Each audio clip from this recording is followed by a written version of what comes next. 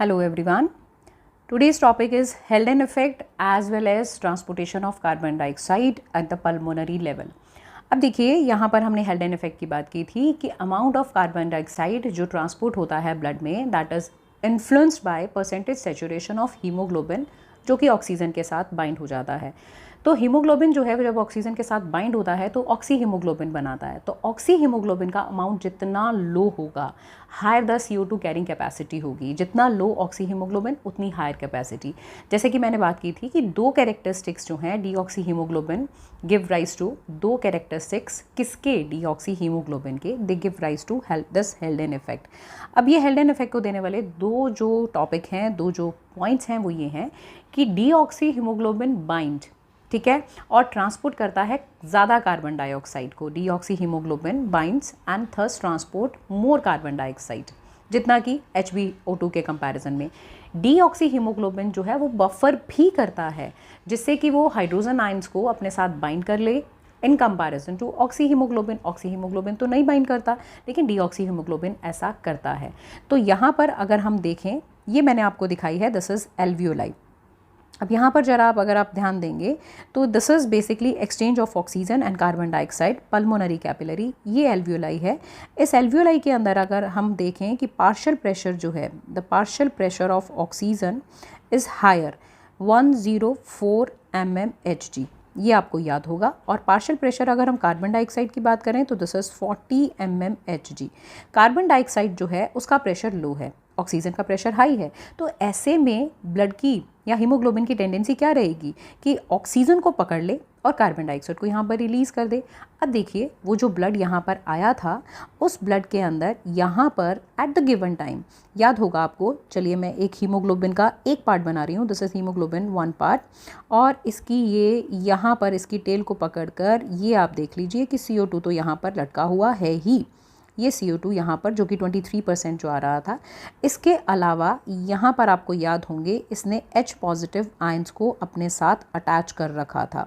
ठीक है, ये इन्होंने हाइड्रोजन आयन को अटैच कर रखा है। यहाँ पर आयरन है।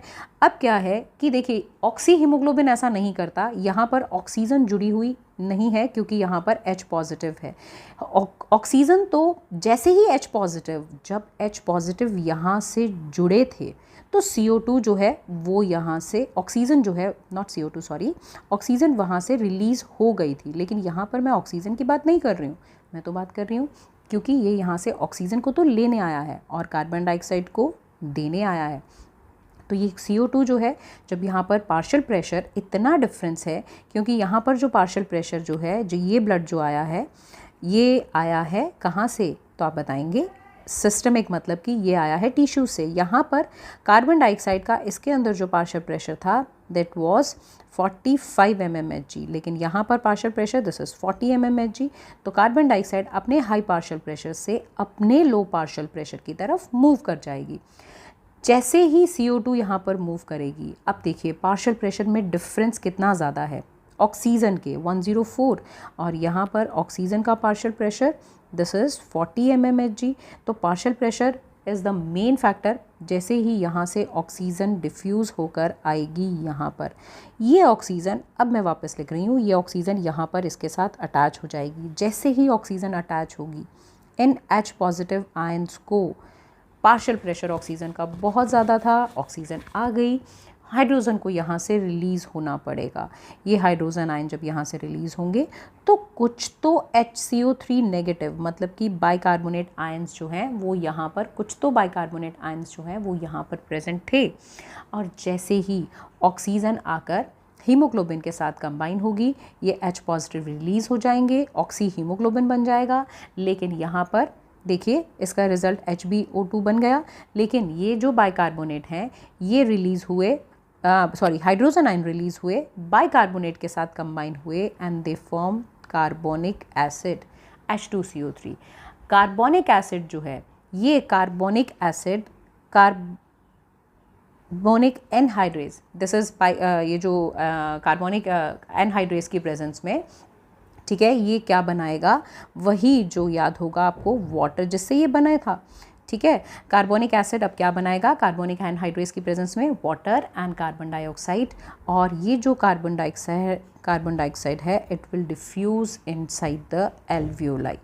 और जब ये बाइकार्बोनेट आयंस, जो कि बाइकार्बोनेट आयन गिवन टाइम पे यहाँ जितने प्रेजेंट थे वो हाइड्रोजन के साथ कंबाइन हो गए, लेकिन अभी भी हाइड्रोजन फ्री हैं, तो क्या होगा, जैसे जैसे यहाँ पर आरबीसी के अंदर बाइकार्बोनेट आयंस की कंसंट्रेशन कम होती जा रही है, तो वही ट्रांसपोर्टर याद कीजिए, they will allow the movement of bicarbonate ion inside. ये बाइकार्बोनेट आयन यहाँ पर आते रहेंगे, दोनों कंबाइन करते रहेंगे। जब बाइकार्बोनेट आयन अंदर जाएंगे तो क्लोराइड आयन जो है वो यहाँ पर बाहर चले जाएंगे। तो जो चीज़ें आपने टिश्यू लेवल पर देखी थी, यहाँ पर क्या है, बाइकार्बोनेट आयंस जो हैं वो बाहर गए थे, क्लोराइड आयंस अंदर आए थे, लेकिन यहाँ पर अगर आप देखेंगे तो बाइकार्बोनेट आयंस जो हैं वो अंदर आ रहे हैं, क्लोराइड आयन बाहर जा रहे हैं। तो एक्चुअली Hb जो है बफर कर रहा था, ठीक है, Hb ने ऑक्सीजन रिलीज़ की क्योंकि H पॉजिटिव आयंस यहाँ आकर अटैच हो गए। This mechanism is showing you a very important concept. The concept is Bohr's effect. What is this Bohr's effect?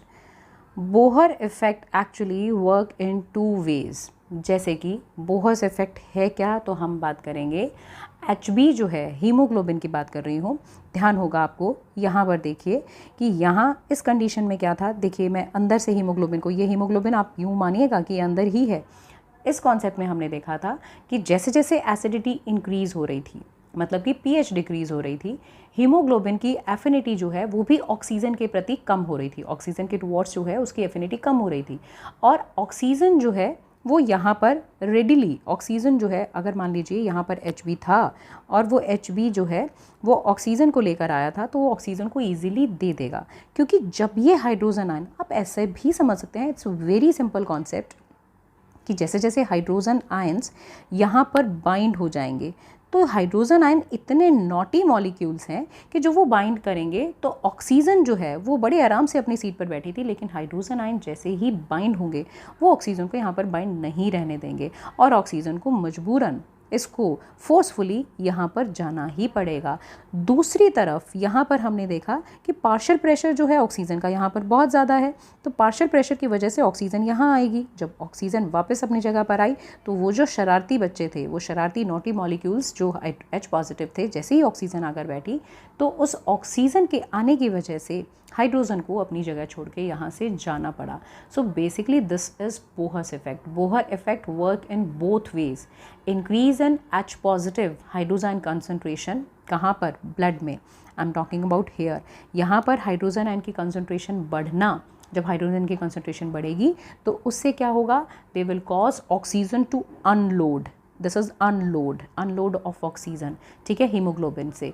और फिर हम कहते हैं दूसरे तरीके से, यहाँ पर जब बाइंडिंग हुई ऑक्सीजन की हीमोग्लोबिन के साथ, that cause unloading of hydrogen. तो देख लीजिए जैसे को तैसा हो गया कि भाई पहले हाइड्रोजन ने ऑक्सीजन को भगाया था, लेकिन अब ऑक्सीजन ने आकर हाइड्रोजन आयंस को भगा दिया।